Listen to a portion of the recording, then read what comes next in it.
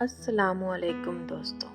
आज हम आपको घर में इस्तेमाल होने वाली चंद ऐसी जड़ी बूटियों के बारे में बताएंगे जिनको अगर आप बताए गए तरीके से अपने शैम्पू में शामिल करते हैं और इसका बाकायदगी से इस्तेमाल करते हैं तो आप अपने बालों में एक नुमायां तब्दीली देखेंगे।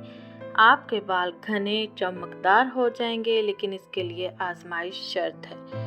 अगर आप रेगुलर 300 ml शैम्पू की बोतल तैयार करना चाहते हैं तो इसके लिए आपको एक बड़े साइज़ का प्याज, 4 कड़ी पत्ते, 1 चम्मच मिर्च दाना और 1 चाय का चम्मच पिसी हुई दालचीनी की ज़रूरत होगी।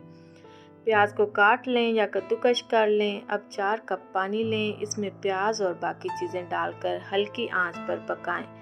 जब पानी 1 कप रह जाए तो छान लें। अब इस पानी को अपने शैम्पू में डालकर अच्छी तरह हल कर लें। बेहतर है कि इसको फ्रिज में रखें और अपने नॉर्मल शैम्पू की तरह इस्तेमाल करें।